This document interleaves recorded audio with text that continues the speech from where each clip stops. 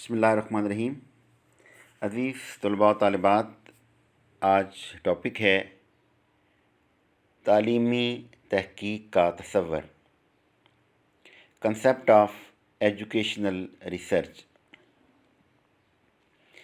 سب سے پہلے تحقیق کی ایک کمپریہنسو ڈیفینیشن آپ کے ساتھ شیئر کرتا ہوں۔ Systematic investigation to increase knowledge and understanding is called research. Research دو الفاظ سے مل کے بنا ہے، ری اور سرچ۔ ری کا مطلب ہے دوبارہ اور سرچ کا مطلب ہے تلاش کرنا۔ تحقیق سچائی کی تلاش کا نام ہے۔ تحقیق کا مفہوم سمجھنے کے لیے پہلے تو لفظ تلاش، سرچ پر غور کیا جانا چاہیے۔ تلاش کا عام مفہوم یہ ہے کہ جس شے کے بارے میں ہم تفصیل سے جانتے ہیں اسے ڈھونڈا جائے، یعنی معلوم کو تلاش کیا جائے۔ جب کسی کی گھڑی گم ہو جاتی ہے تو وہ کہتا ہے کہ میری سنہری رنگ کی سیاہ فیتے والی راڈو گھڑی کھو گئی ہے۔ تحقیق اس عمل سے مختلف ہے۔ یہاں محقق نامعلوم کو معلوم کرنے کے لیے کمر بستہ ہے۔ اسے ایسے حقائق کی جستجو ہوتی ہے جو اس کے علم میں نہیں ہیں۔ تحقیق کی ایک اور کیفیت نتائج کی اہمیت کی مدد سے بیان کی جا سکتی ہے۔ فرض کریں کہ ایک اخباری رپورٹر شہر کے تعلیمی اداروں میں بجلی بند رہنے کے نامعلوم اسباب کو معلوم کر کے اخبار میں ایک خبر شائع کرتا ہے تو یہ بھی نامعلوم کو معلوم کرنے کا عمل ہوا، لیکن کیا اسے سائنسی اصطلاح میں تحقیق کہا جائے گا؟ قطعی طور پر نہیں، کیونکہ اس نے نامعلوم کو معلوم تو ضرور کر لیا، لیکن اس کے حاصل کردہ نتیجے کو انسانوں کے اب تک معلوم کردہ حقائق میں دیر پا اضافے کی اہمیت نہیں دی جائے گی۔ اس طرح ظاہر ہوا کہ تحقیق کے مفہوم کی وسعت میں یہ امر بھی شامل ہے کہ اس نامعلوم کو معلوم کرنے کا عمل تحقیق کہلائے گا جس کی اہمیت کو کسی شعبہ علم کے ماہرین تسلیم کرتے ہیں اور جسے انسانی معاشرے کی معلومات میں اگر مستقل نہیں تو کسی حد تک دیر پا اضافے کی سند مل سکتی ہو۔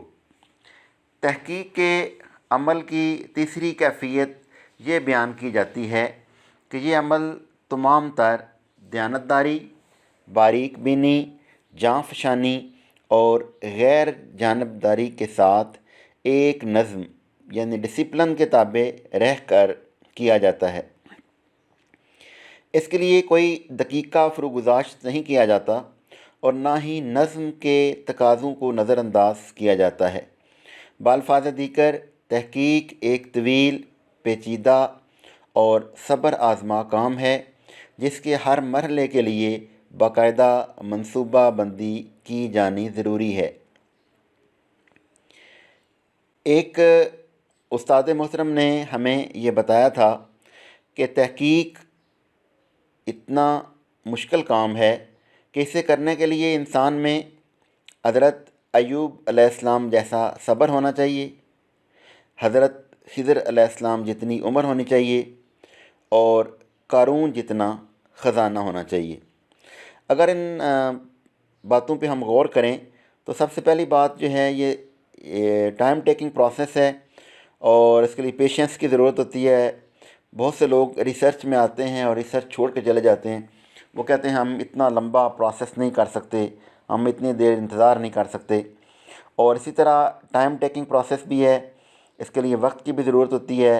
اس کو ریسرچ کو مکمل کرنے کے لیے کافی پیسوں کی بھی ضرورت ہوتی ہے، اور یہ ساری چیزیں اگر انسان کے اندر ہوں تو پھر وہ ریسرچر بن سکتا ہے۔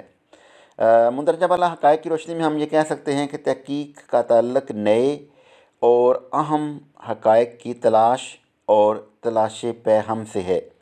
یعنی اس کی بنا پہ ہم یہ کہہ سکتے ہیں کہ ایک تو ہم اہم حقائق تلاش کرتے ہیں، اور تحقیق کا عمل کبھی رکتا نہیں ہے، یہ تلاش فہم ہے، یہ مسلسل جاری رہتا ہے۔ تحقیق ایک جاری رہنے والا عمل ہے، کیونکہ معلوم کردہ حقائق تیزی سے پرانے ہوتے رہتے ہیں۔ آج سے چند سال پہلے جو تحقیق ہوئی، اب وہ تحقیق پرانی ہو چکی ہے، اب اس پہ نئی تحقیق بھی کی جا سکتی ہے۔ تو یہ ٹائم ٹیکنگ پروسیس ہے اور ہمیشہ جاری رہنے والا عمل ہے۔ تحقیق کا مقصد انسانی مسائل کو حل کرنا ہے، اور اسی طرح تحقیق کا عمل بہر صورت ایک نظم اور ترتیب کا پابند ہے۔ تحقیق ایسا انسانی فریضہ ہے جو ہر انسانی معاشرے کو اپنے مخصوص حالات کی وجہ سے خود اختیار کرنا پڑتا ہے۔ تحقیق عربی زبان کا لفظ ہے، اس کا مادہ ہے ہا قاف قاف، جس کے معنی کھرے کھوٹے کی چھان بین یا بات کی تصدیق کرنا ہے۔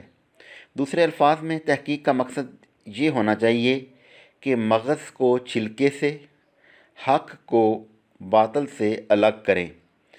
انگریزی لفظ ریسرچ کے بھی یہی مقاصد ہیں۔ ٹریورس کہتا ہے کہ تعلیمی تحقیق ایک ایسا عمل ہے جس کا تعلق ان معاملات کے بارے میں سائنسی علم کی تحقیق اور دریافت سے ہے جن سے اساتذہ کا واسطہ رہتا ہے۔ تعلیمی تحقیق حقیقی تعلیمی مسائل حل کرنے کا سائنسی طریقہ کار ہے۔ اس تعریف میں دو بنیادی نکات ہیں، نمبر 1 ہے مسئلہ اور نمبر 2 ہے طریقہ کار۔ نمبر 1 مسئلہ: Any research starts from a problem. When there is no problem, there is no research. یہاں مسئلے سے مراد ایسا سوال ہے جس کا جواب ہمیں معلوم نہیں ہوتا۔ کچھ مسائل ایسے ہوتے ہیں جن کا حل دستیاب نہیں ہوتا۔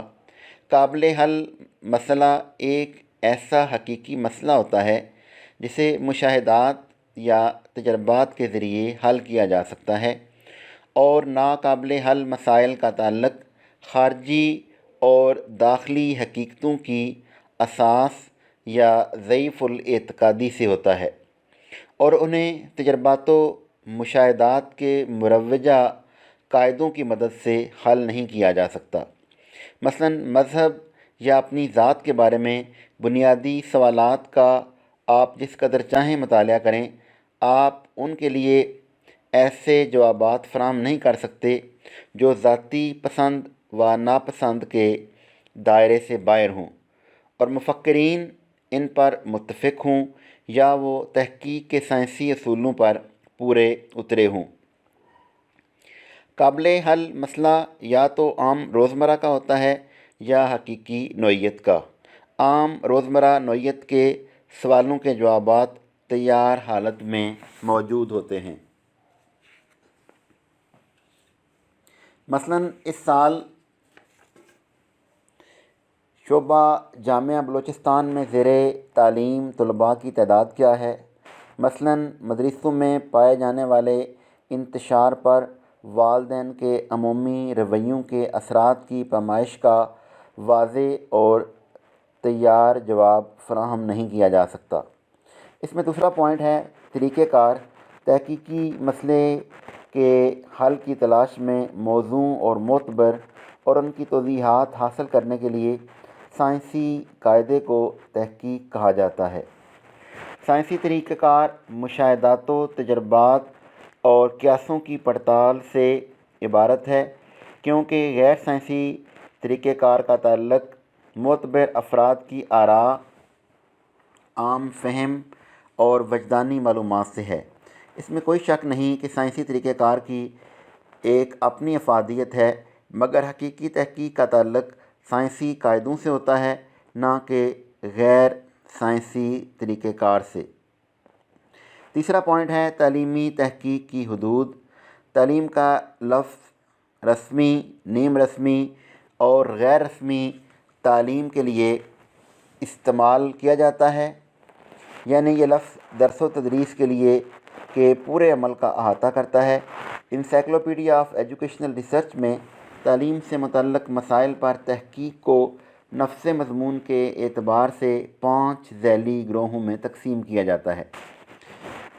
نمبر 1، وہ مسائل جن کا تعلق تعلیم کے بنیادی پہلوؤں یعنی تعلیم کی نفسیاتی اور سماجی اساس سے ہے۔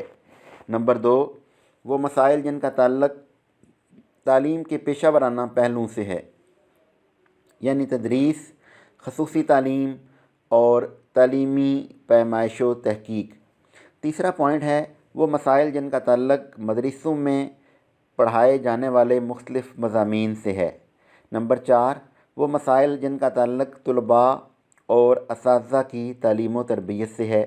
نمبر 5، وہ مسائل جن کا تعلق نظم و نسق، مالیت اور سہولیات سے ہے۔ اب ہم دیکھیں گے کہ تعلیمی تحقیق کا مدعا کیا ہے۔ نمبر 1 ہے جی تعلیمی نظام اور اس سے وابستہ متغیرات کے بارے میں علم کی نئی راہوں کو سامنے لانا۔ دوسرا ہے جی تعلیم سے متعلق عملی پالیسیوں اور منصوبوں کے بارے میں فیصلوں اور پروگراموں کے ڈیزائنوں اور اطلاق سے متعلق مناسب مشورے فراہم کرنا۔ اور نمبر 3 ہے نئے تعلیمی آلات، تکنیکس اور نظام ترتیب دینا۔ نمبر 4، تعلیمی اور سماجی اداروں اور لوگوں کی عادات و اطوار میں تبدیلی لا کر سماجی اور تعلیمی تبدیلیوں کے لیے راہ ہموار کرنا۔ نمبر 5 ہے تعلیمی تحقیق سے وابستہ مروج تحقیقی قاعدوں کی ترقی اور نئے تحقیقی زاویوں کی تلاش کرنا۔